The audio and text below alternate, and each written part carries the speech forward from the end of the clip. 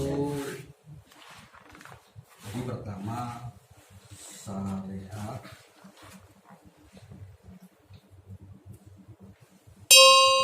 rekod hakikat dan terakhir makrifat. Syariat itu sendiri kalau kita satukan di dalam tubuh kita itu gambarannya seperti ini ya, karena kita nggak terlalu bisa menggambar antara lak-lakan ini, lak-lakan hingga ubun-ubun ini, hingga ubun-ubun. Jadi nah, ini disebut panca indera ya, ini panca indera. Panca indera dalam tubuh kita itu berguna untuk menangkap ilmu, termasuk rasa. Jadi menikmati rasa itu ketika kita melihat itu berarti adanya di mata. Kita menikmati keharuman, harum itu menikmati rasa harum itu ada di hidung. Menikmati rasa kecap ya ada di lidah kita, rasa nikmat itu ada di mulut ya, dan di kuping ada rasa dengar lagu-lagu, musik-musik yang enak itu termasuk di telinga ini. Sementara ini ada yang namanya, kalau ilmu kedokterannya ada dua otak. Yang pertama sensorik dan motorik ya, penggerak ya. Penggerak itu melakukan perintah, seumpama hidung suruh mencium, nanti hidung diperintah langsung mencium dengan kontaknya. Tapi semua itu yang merintah itu semua panca indera ini yang merintah itu adanya di torekot ya, perantara ya, perantara ada di torekot. Torekot itu dari lak-lakan ini hingga ke pusar. Ini menjadi pusar. Nah, ini di pusar sini ya. Jadi lak-lakan ini, lak-lakan atau bawah leher ini hingga ke pusar. Pusat perintah itu ada di sini, ada di kolbu. Termasuk itu jantung sendiri, paru sendiri, limpa sendiri, terus lambung itu sendiri, terus lever itu sendiri, semua mengikuti perintah yang namanya yang nggak terlihat, namanya kolbu yang nggak terlihat. Ini pasukan yang nggak terlihat semua sebenarnya. Pasukan ini sebenarnya pasukan yang seperti ini nggak terlihat semua. Dia hanya menangkap cahaya, kesan, bentuk itu ada di mata. Pada waktu saya melihat Rahman, saya merem masih ada kesan. Oh, warna hijau, Rahman bentuknya gini, warna gini, pakai celana gini, itu namanya kesan, menangkap ilmu itu ada di sini. Nah, maka bersyukurlah kita itu sebagai manusia bahwa tidak ada makhluk di dunia ini yang disebut sempurna di atas makhluk lain kecuali manusia. Kenapa? Karena dia diberi ilmu, karena dia diberi hati untuk menangkap yang ada di luar semesta ini, alam semesta ini, melalui panca indera kita ini. Jadi panca indera kita ini menangkap kebesaran-kebesaran Allah dan dijadikan ilmu. Nah, setelah ini memerintah, ini ilmunya fikih ya, aturan. Kalau udah di panca indera ini ada aturan ya, aturan fikih ya, aturan dan hukum ya, hukum. Dan ilmunya syariat ini ya, syariat ini. Nah, torekot ini perantara. Nah, setelah itu di bawah pusar lagi ini sampai kaki ya, kaki, pusar sampai kaki. Itu pengelola ya, pengelola. Setelah ini diperintah untuk makan, untuk mikir, ini dikelola oleh lambung. Lambung dikelola lagi oleh usus besar, lewat ini. Ini proses produksi manusia tuh juga adanya di ilmu hakikat ini ya, termasuk ini kan syariat torekot hakikatnya tergantung dari ini. Jadi setelah ada saripati makanan dikelola jadi saripati mani. Saripati mani berhubungan karena ini disebut nurani ya, hati nurani. Jadi semua emosi semua ini ada tergantung ini pengelolaan. Nah, pengelolaan limbah sendiri juga ada di sini. Limbah kotoran itu diserap, pembuangannya ada di bawah user ini. Jadi semua baik dan buruknya orang itu tergantung pengolahan ini. Dan pengolahan ini tergantung proses pencernaan di lambung. Nah, proses pencernaan lambung itu tergantung hati dalam memerintah pikiran dan memerintah makanan yang dimasukkan. Makanya yang disebut penyakit itu sebenarnya ada di luar ya. Cuman dimasukkan ke dalam oleh kita sendiri dengan hawa nafsu sendiri gitu. Jadi ini produksi manusia dan produksi limbah itu ada di sini.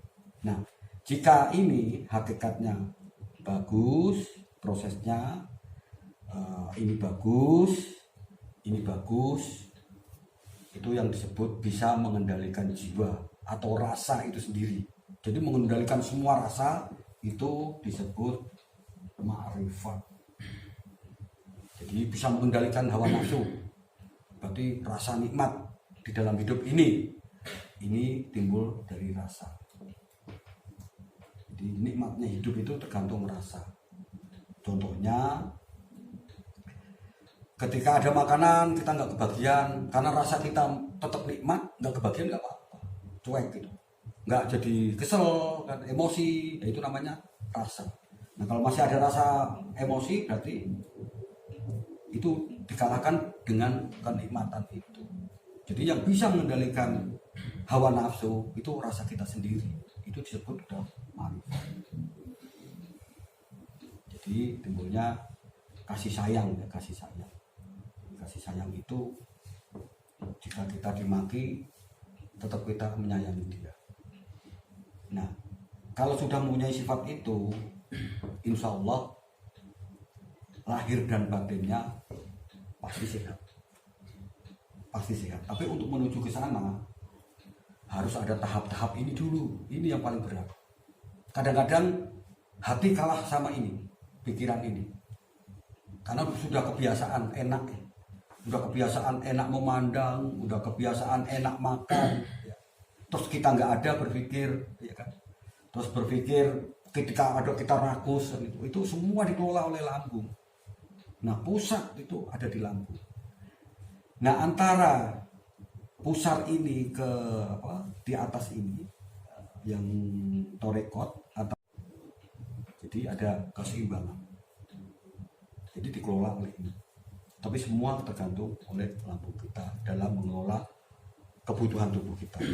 Kalau berlebihan, lambung itu bisa panas, menguap, sehingga tanpa kita sadari ada tambang-tambang pemikiran yang negatif. Karena uap panas mempengaruhi otak. Jadi ada tambang-tambang pemikiran. Contoh, kita biasa kenyang, terus kita nggak ada untuk membuat tubuh kita kenyang, pikiran kita udah negatif. Karena ini udah dipacu. Contohnya bisa emosi, bisa melanggar aturan agama, dan lain sebagainya. Itu adanya terlalu kebiasaan memanjakan jasmaninya. Jadi perlu kita tahu bahwa jangan kita simpulkan bahwa ilmu jalan ya, ini jalan semua. Syariat itu jalan, torekot itu jalan, hakikat juga jalan, ma'rifat itu jalan. Semua itu menuju ke kebesaran Allah itu, Sang Pencipta. Kenapa kita dikatakan sempurna? Jasmani kita itu dulu nggak ada apa-apanya, kosong ya. Jasmani itu kosong. Kalau kosong berarti dia nggak bisa bergerak, nggak bisa hidup, nggak bisa mendengar, nggak bisa mencaci orang. Karena kosong, belum ada apa-apa, Allah memberikan isinya dengan tiupannya. Maka dia itu bergerak. Maka untuk itu di dalam tubuh kita secara agama, Allah berada di dalam tubuh manusia yang paling dalam, tapi kita tidak mengetahuinya. Kita hanya diberikan ilmu aja, kita nggak bisa membahas tentang itu ya. Jadi kita belajar bagaimana kita bisa sehat jasmani dan sehat rohani kita dengan ilmu pengetahuan yang telah diberikan Allah ya kepada kita. Makanya kita harus mempelajari tentang ilmu melalui panca indera kita. Kalau kita bisa mematikan panca indera sementara seperti itu, sujud tadi ya, sujud, tafakur dan lain-lain itu, maka kita memberi nutrisi atau makanan hati tenteram. Tapi apabila kita nggak bisa memberi makanan ini, berarti kita selalu memacu makanan tubuh. Jadi panca indera ini alat untuk memberi makan kemauan tubuh ya, kemauan tubuh dan kemauan rohani, alam robani. Nah, tergantung yang mengendalikan semua itu hati. Mau memenuhi kebutuhan tubuh terus atau sebaliknya, itu tergantung diri kita sendiri, pengendalian diri kita sendiri. Jadi yang disebut makanan jasmani itu kita selalu mandang yang enak-enak, makan yang enak-enak, ya kan? Terus kita mendengar yang enak-enak.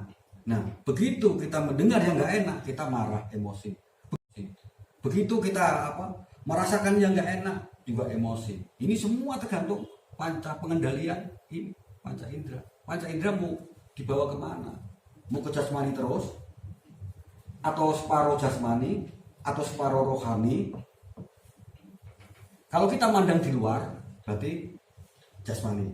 Kalau kita memandang di dalam hati, berarti rohani. Nah, itu tergantung manusia itu sendiri. Padahal Allah memberikan alam semesta ini supaya mengetahui kebesarannya. Artinya ini loh bahwa Allah itu ada. Ini loh bahwa semua itu ciptaan Allah. Jadi tidak semerta-merta hanya untuk emosional tubuh kita, keinginan yang terlalu berlebihan. Nah, keinginan yang terlalu berlebihan yang mencerna itu lambung. Jadi lambung itu mesin dan usus-usus ini pengelola. Kalau usus pengelola limbah itu terlalu berlebihan, dia nggak bisa bekerja. Sehingga dia menekan lambung. Lambung menekan ke pankreas. Pankreas ke usus 12 jari melalui lever tertekan, empedu tertekan, paru-paru tertekan, semua jadi tertekan. Nah, setelah itu orang bertanya, kenapa saya bisa berhenti seperti itu?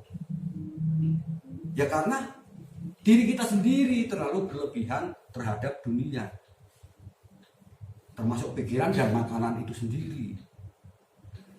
Sebenarnya makan itu hanya untuk memberi makanan darah, supaya darah itu hidup dan bisa mengendalikan semua organ tubuh melalui urat saraf besar maupun kecil. Nah, kalau berlebihan berarti darah itu kotor. Darah itu kotor berarti ada sumbatan, radang dan lain-lainnya. Nah, ada peradangan, jantung itu berat mompa, dan semua organ, kalau jantung itu udah berat mompa, semua organ itu tertekan. Kalau sudah tertekan, lama-lama menjadi sakit.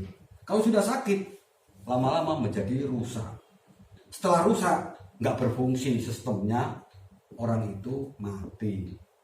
Jadi harus kita sadari bahwa betapa pentingnya itu panca indera kita kendalikan dengan hati agar selalu masuk ke dalam hati, jangan di luar jasmani.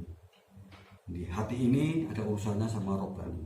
Kalau di luar tidak ada urusannya, hanya untuk menangkap ilmu aja. Ini sebenarnya tujuannya.